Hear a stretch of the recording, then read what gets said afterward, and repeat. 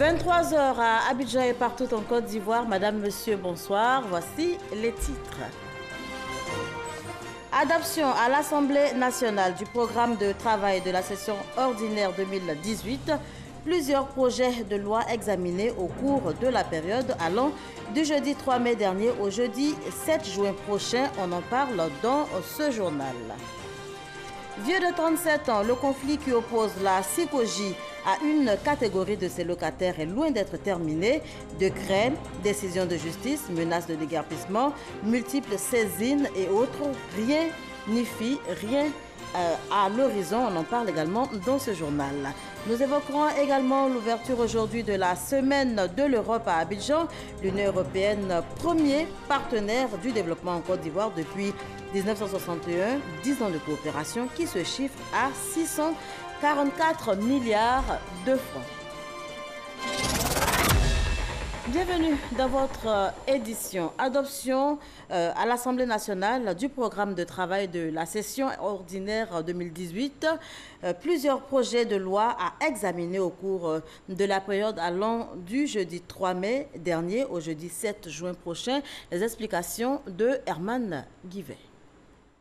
222 députés réunis en plénière après la rentrée solennelle de l'Assemblée nationale tenue le 3 avril dernier. L'objet de cette plénière, valider le calendrier de travail des parlementaires qui court du jeudi 3 mai au jeudi 8 juin 2018. Le calendrier que nous avons adopté court juste un mois et en tenant compte des différentes navettes qui auront désormais lieu entre l'Assemblée nationale et le Sénat. Mais ce qu'il faut retenir, c'est que les députés également ont posé des questions préalables concernant ce calendrier parce que nous attendons depuis le début de cette législature un règlement qui va venir régir notre fonctionnement au sein de l'hémicycle. Ordre du jour adopté par le quorum de députés présents à cette séance plénière. Un ordre du jour qui renferme de multiples centres d'intérêt. Parmi les questions donc, qui focalisaient les attentions, il y a la problématique du statut des députés. Et je crois que nous avons eu satisfaction que l'Assemblée nationale fasse en sorte d'inscrire donc cette question à l'ordre du jour du calendrier. Nous avons plus d'une trentaine de lois déjà sur la table des députés, questions sur lesquelles nous allons donc plancher. Les travaux qui se tiennent en ce moment s'étendront jusqu'au 16 mai. Suivront ensuite des séances de questions orales avec débat portant sur la réforme des modalités de passage en classe supérieure, au primaire et au secondaire. Dans le même registre, des débats portant sur la crise de l'éducation nationale liée aux frais d'inscription et autres frais annexes. Belmond Dogo Logbo, membre fondateur de l'Union pour la Côte d'Ivoire, UPC, se retire tout simplement du parti. Dans sa lettre de démission adressée au président de la formation politique, elle lui reproche son double langage à propos du parti unifié. Explication, Alexis Oudrao. L'annonce est tombée par un courrier, une adresse au président du parti. Dans la lettre, l'ex-vice-présidente chargée des relations extérieures de l'UPC reproche au président du parti son double langage dans le dossier du parti unifié, mettant en péril la relation de l'Union pour la Côte d'Ivoire avec ses alliés du RHDP. À côté de cela, la députée accuse le président de l'UPC d'avoir fait le lit du non. Joint par notre rédaction en ligne, Belmond Dogo déclare pour l'heure déposer ses valises au RHDP. Je dépose mes valises au RHDP. Mon agenda politique reste dans la vision du Rassemblement des oufouettistes pour la démocratie et la paix. La RTCI, communiqué émanant donc de la RTCI, communiqué sur l'identification des abonnés pour la dernière phase d'identification, l'opération de réidentification des abonnés de téléphonie mobile députée le 12 septembre 2017 est arrivé à son terme depuis le 30 avril 2018. Par conséquent, tout abonné qui n'aura pas procédé à sa réidentification aura auprès de son opérateur de téléphonie mobile avant le 11 mai 2018 verra son numéro mis en réception simple. Toutefois, les abonnés dont les numéros seront mis en réception simple pourront normaliser leur abonnement en se faisant réidentifier dans la période allant du 11 mai 2018 au 11 juillet 2018, délai de rigueur. Passé ce délai, les services des abonnés non réidentifiés seront définitivement arrêtés et verront donc leur numéro arrêté. L'abonné perdra tout simplement son numéro. Nous reviendrons sur ce communiqué au cours de ce journal.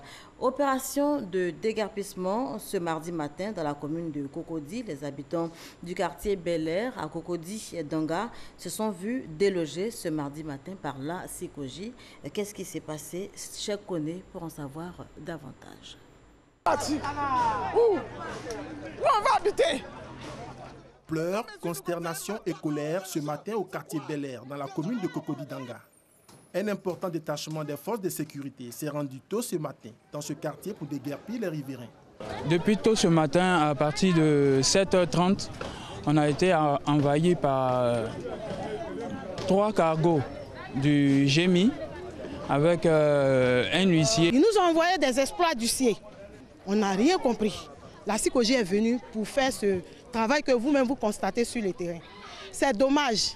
Outre les habitations, les commerces aussi ont fait les frais de ce déguerpissement. Pour exécuter sa mesure d'expulsion, la SICOJ a utilisé les grands moyens. Interruption de la distribution d'eau et la fourniture d'électricité. Délogés, les riverains essayaient tant bien que mal de sauver quelques meubles de fortune sous le regard médusé des passants. Les responsables de la SICOJ que nous avons rencontrés dans le cadre de ce programme de déguerpissement sont clairs. Des mises en demeure ont été données à chacun des locataires, leur signifiant le départ des dites maisons. Pour rappel, en janvier dernier, un arrêt de la Cour suprême donnait ordre à la SICOJ de récupérer son patrimoine immobilier. Pour ce faire, l'entreprise entend aller jusqu'au bout de ce programme.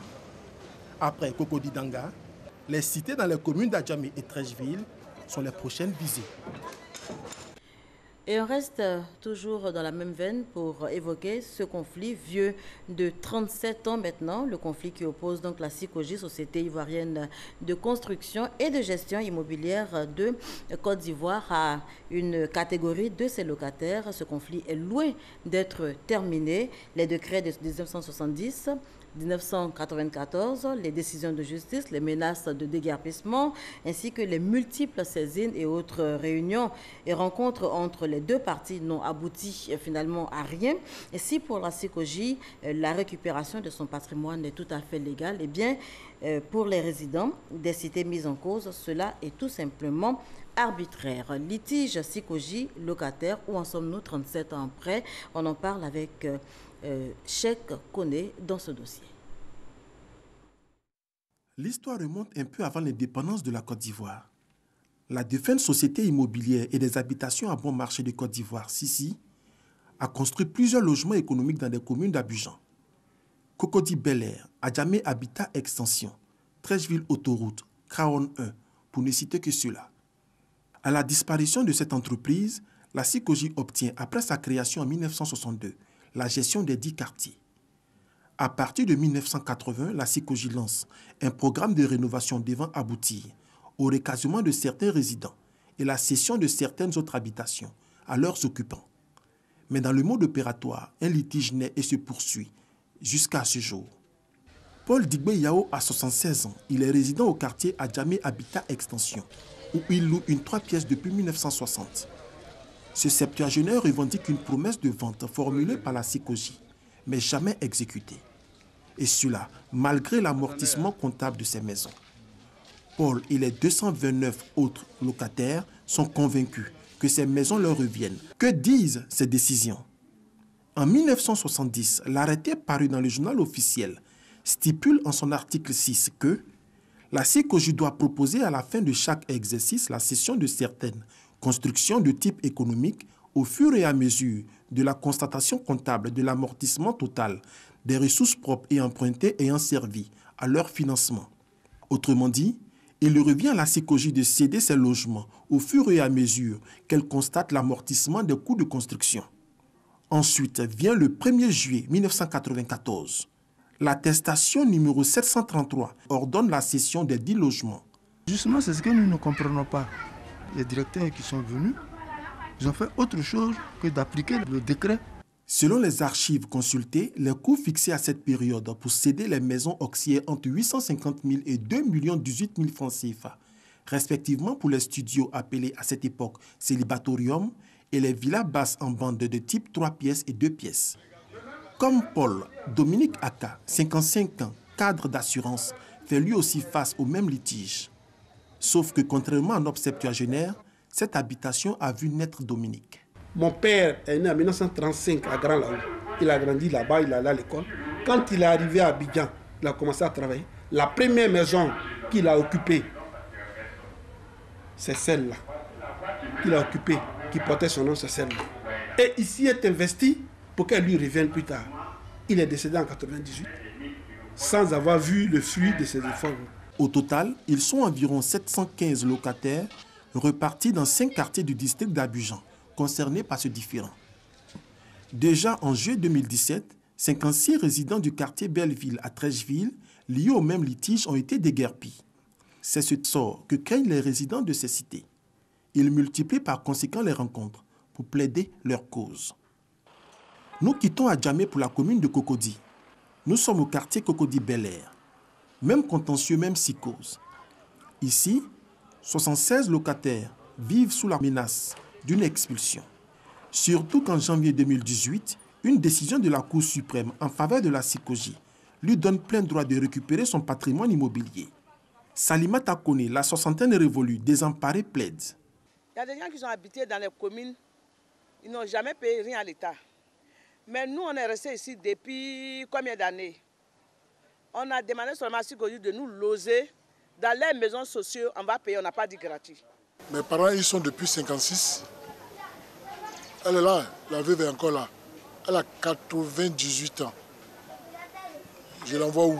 L'obstination de ces 715 résidents est-elle fondée? Y a-t-il eu vice de procédure dans la cession totale de ces cités à leurs résidents? Le décret du 1er juillet 1994 concernait-il tous les locataires de ces cités coloniales ou une partie?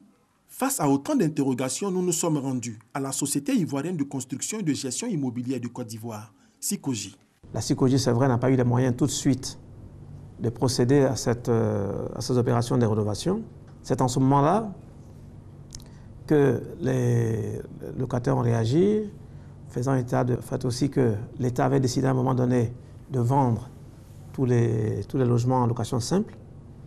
Ce à quoi la Sikoji répond, oui, effectivement, l'État a vendu une partie du patrimoine en location simple, mais l'État a exclu expressément les 3 sites. À la tête de la Sikoji depuis 6 mois, pour Fofana Bouaké, ces locataires sont victimes d'une mauvaise interprétation des contours d'une promesse de vente. Tant qu'une promesse de vente ne se traduit pas en vente réelle, elle n'est pas une vente. Donc c'est vraiment leur dire que c'est avec beaucoup de pincement au cœur qu'on procède à ces déguerpissements. C'est l'emploi des 114 employés de la Sikoji est en jeu. Ces terrains ont été apportés à d'autres structures en garantie de concours bancaires que la Sikoji a aujourd'hui. On ne peut pas ne pas le faire. Pour l'heure, après 3 rencontres entre la nouvelle direction de la Sikoji et le syndic national de ces quartiers, les discussions sont suspendues. Et je vous refais lecture de ce communiqué émanant de la RTCI pour poursuivre.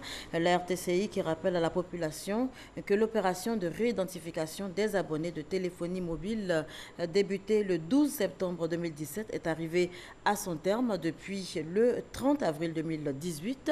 Par conséquent, tout abonné qui n'aura pas procédé à sa réidentification auprès de son opérateur de téléphonie mobile avant le 11 mai 2018 verra son numéro mis en réception simple.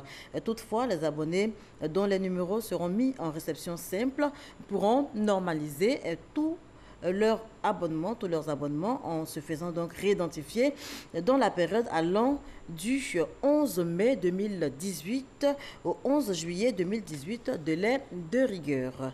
Passé ce délai, les services des abonnés non réidentifiés seront définitivement arrêtés et l'abonné perdra son numéro de téléphone. On poursuit avec cette information. Depuis environ 2 mois maintenant, l'eau manque dans les robinets de certains quartiers de la ville de Bouaké.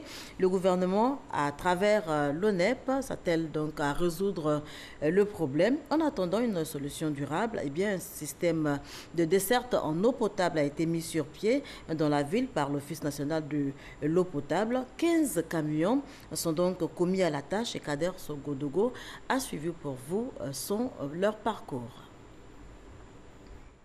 Quartier commerce, secteur château, bienvenue au centre de remplissage des citernes de l'Office national de l'eau potable, ONEP. Une réponse immédiate du gouvernement pour soulager la population en cette période de pénurie d'eau à Bouaké. La distribution se fait gratuitement et est supervisée sur place par le directeur régional de la SODECI.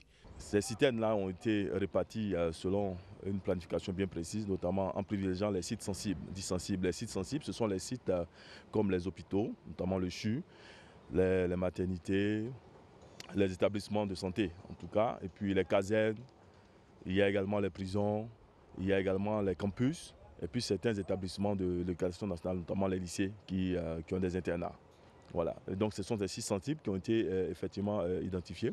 Et pour ces sites-là, il y a 2 camions citernes qui ont été dédiés pour ces sites. Au-delà de ça, cette pénurie touche également les localités de Sakassou, Diabo et Botro. Et donc à ces localités-là, nous avons également attribué 2 camions citernes, des camions citernes qui font également le ravitaillement. Et donc le reste des camions citernes est déversé sur la ville de Bouaké, souvent un plan de rotation dans les quartiers. Et ces camions font en moyenne au moins 4 voyages par quartier. Et c'est de façon hebdo. Chacun joue sa partition. On y met du sien. Donc on veut tout mettre en œuvre pour que la population ait de l'eau. Moussa Bakayoko, conducteur de citerne, a dans son programme du jour Dar es Salaam, secteur Kotiakro. La traversée est vite faite. Un seul coup de klaxon suffit pour alerter tout le quartier. La pénurie d'eau n'aura jamais raison de l'humour. Ça là c'est doux. Quand elle voit là, je m'en vais avec grosse ménage.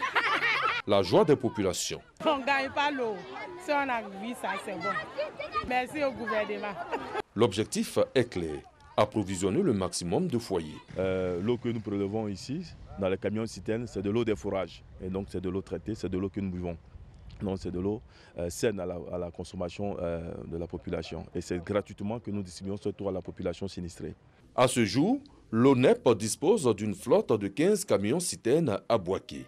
Revoir cette flotte à la hausse soulagerait davantage la population en attendant la fin de la pénurie. Ouverture aujourd'hui de la Semaine de l'Europe, ici même à Abidjan, l'Union européenne, premier partenaire du développement en Côte d'Ivoire depuis 1961. 10 ans de coopération qui se chiffre à 644 milliards de francs CFA. La 3e édition de ces journées est donc le lieu de faire le point. Justine Djiké. L'Union européenne, premier partenaire commercial, premier investisseur et premier donateur en Côte d'Ivoire, intervient dans pratiquement tous les secteurs. Les secteurs sociaux, les infrastructures, le développement rural et la gouvernance. 10 ans de coopération Union européenne-Côte d'Ivoire de 2008 à 2018 équivaut à 662 contrats pour 644 milliards de francs CFA. Le montant contractualisé en 2017 s'élève à 115 milliards de francs CFA et le montant payé 53 milliards de francs CFA. Un bilan satisfaisant pour les 2 partenaires. Chaque année, à peu près, nous dépensons, tout crédit confondu, environ 100 millions d'euros en Côte d'Ivoire. Nous intervenons par divers canaux, à travers d'abord les agences de coopération des États membres, à travers des agences des Nations Unies et à travers l'État ivoirien lui-même. Puis à travers beaucoup d'ONG qui sont ici présentes dans des domaines notamment sociaux. Sur la période 2014-2020, il est prévu un engagement de l'ordre de 179 milliards de francs CFA sur le programme indicatif national. Ces ressources vont être complétées en fait par les ressources du programme indicatif régional de l'ordre de 8,5 milliards. Ça c'est en fait un ajout. En plus de tout ça, il y a eu une évaluation à mi-parcours qui a été faite, qui a montré effectivement que la performance de notre portefeuille de projets avec l'Union européenne est bonne, une bonne performance. Donc ce qui nous a permis d'avoir un soutien additionnel grâce justement à la diligence de monsieur l'ambassadeur de l'Union européenne. Donc on a eu en addition une enveloppe de 30 millions d'euros l'équivalent de 23 milliards de francs CFA. Les perspectives pour 2018 s'annoncent tout aussi bonnes. Beaucoup de créateurs d'entreprises, notamment dans la transformation des produits vivriers ou dans la transformation des produits agricoles, ont besoin de financement. Or, l'accès au financement est rendu difficile par les hauts taux d'intérêt qui sont encore pratiqués. Donc notre but, c'est de faciliter ces créations d'entreprises, soit par des subventions directes auprès des chefs d'entreprise, soit par la baisse des taux de crédit auprès des banques. La coopération Union européenne-Côte d'Ivoire s'inscrit dans l'accord de Cotonou signé le 23 juin 2000 entre l'Union européenne et 76 pays d'Afrique, Caraïbes et de l'océan Pacifique. Elle a pour but de promouvoir une approche stratégique commune en vue de la réduction de la pauvreté et de l'intégration progressive des pays ACP dans l'économie mondiale. Voilà, plusieurs projets dans divers secteurs sont donc exposés au cours des journées de la coopération Côte d'Ivoire-Europe. C'est l'occasion de découvrir l'étendue de l'action de l'Union européenne en termes de financement et d'appui budgétaire. Découverte donc de quelques projets avec Justine Duquet. La semaine de l'Europe est l'occasion d'exposer les projets financés et encadrés par l'Union européenne au bénéfice des populations. Nous travaillons avec un ensemble de partenaires financiers, dont l'Union européenne, qui a accepté dans le cadre du 11e FED de mettre à disposition de la Côte d'Ivoire en don 139 millions d'euros, c'est-à-dire pratiquement 91 milliards pour des projets. Ces projets concernent l'électrification des villages. Il y a donc autour de 350 villages qui vont donc électrifier. Il y a donc l'amélioration de la qualité de l'électricité à San Pedro et à Boaké. Les travaux sont en cours.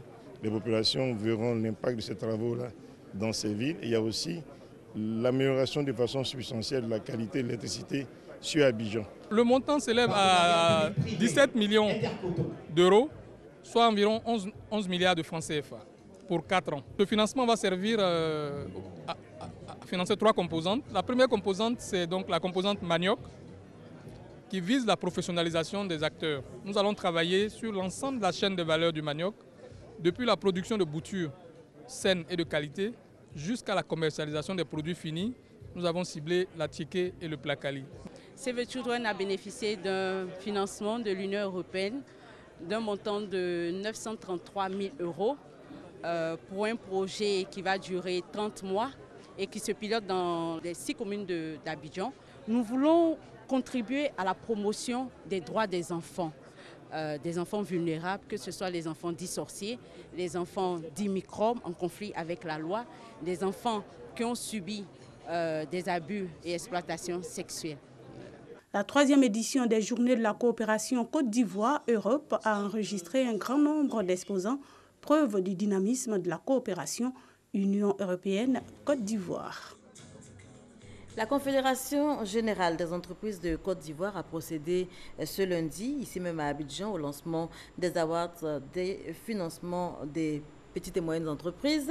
Il s'agit de récompenser les banques et établissements financiers qui se sont montrés respectueux de leurs engagements dans le cadre du programme La Finance s'engage.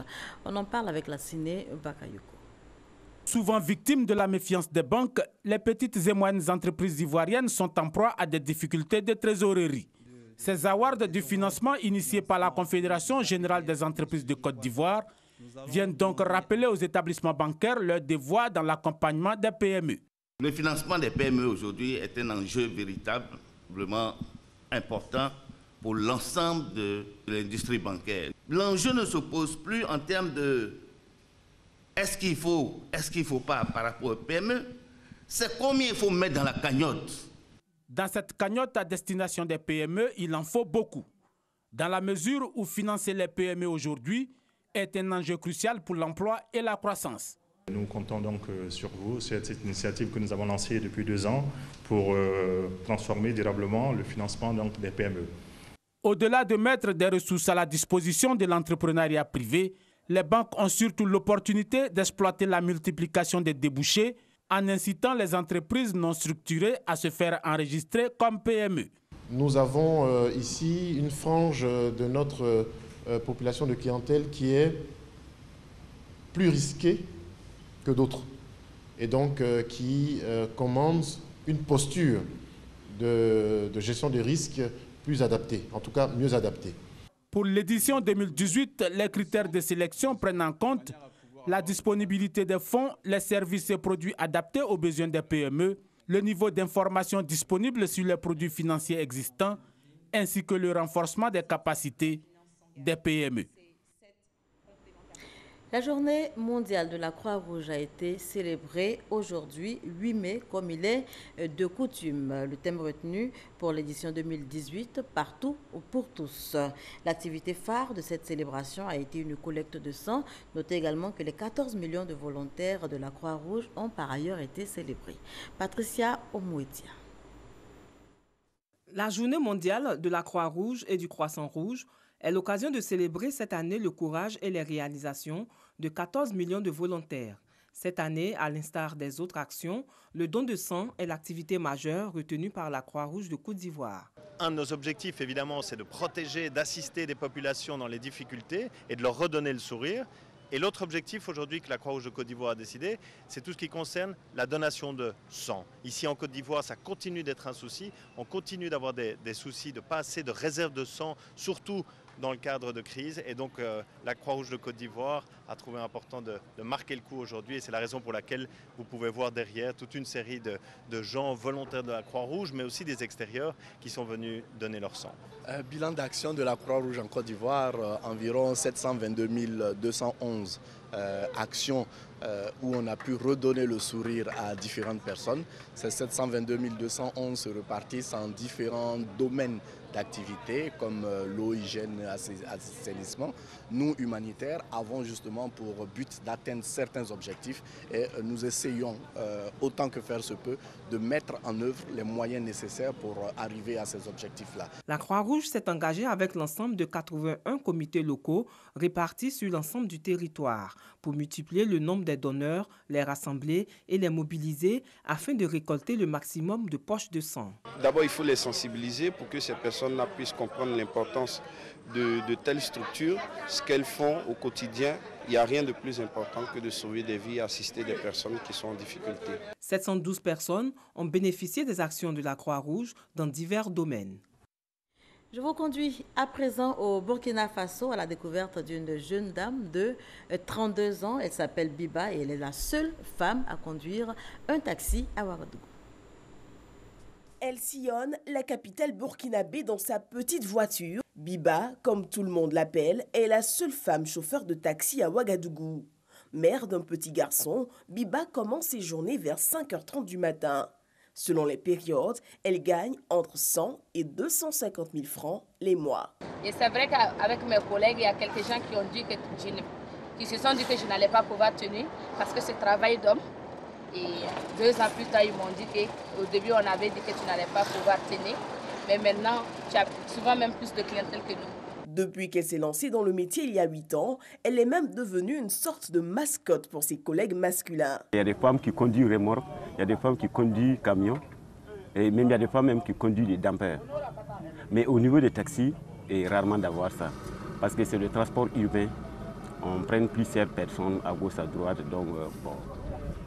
Ça fait que si tu n'as pas courageux pour traverser une femme de fer, c'est difficile. Aujourd'hui, Biba ne regrette pas son choix, mais elle espère voir un peu plus de femmes s'investir dans ce domaine et ainsi casser les préjugés. Couturière de formation, Biba a décidé au départ de devenir taxiwoman pour gagner un complément de revenus.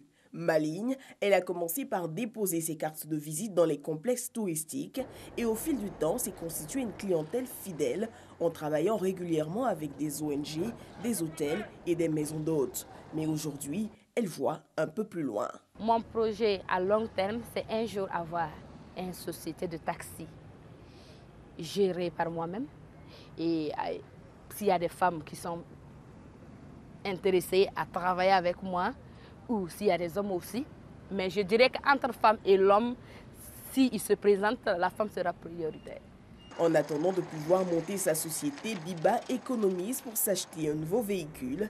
Il devra être climatisé afin de satisfaire sa clientèle pendant les fortes périodes de chaleur dans le pays. À présent, l'actualité internationale, première escale, le Tchad.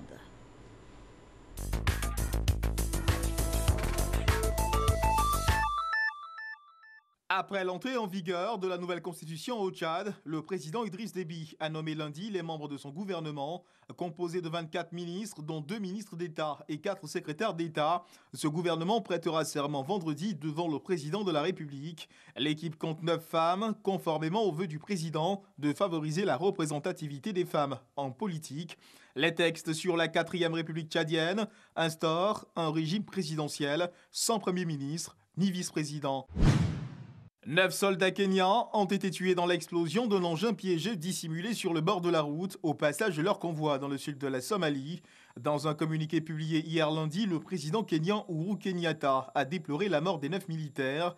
Selon lui, la mission pour laquelle ces soldats ont été tués se poursuivra jusqu'à ce que les terroristes Shebab soient vaincus et que le peuple somalien soit de nouveau en sécurité. Nicole Pachinian a été élu ce mardi comme Premier ministre de l'Arménie par le Parlement. Seul candidat en lice, le député de l'opposition et ancien journaliste, a été soutenu par 59 députés, alors qu'il avait besoin de 53 voix pour être élu. Depuis le 13 avril, des dizaines de milliers d'Arméniens avaient manifesté contre la nomination de l'ancien président, Serge Sarkissian, au poste de Premier ministre. On poursuit avec cette information. Le jeudi 12 avril 2018, le père abbé Kwame Sylvain Anderson, prêtre catholique de l'archidiocèse d'Abidjan, a été interpellé et déféré le vendredi 13 avril 2018 à la maison d'arrêt de correction d'Abidjan, la MACA, sous le chef d'inculpation de viol sur une jeune fille. Son éminence cardinal Jean-Pierre Cautois est engagé contre toutes les formes de violence, d'où qu'elles viennent. Et pour sa part, l'Église entend donc laisser la justice suivre tout son cours.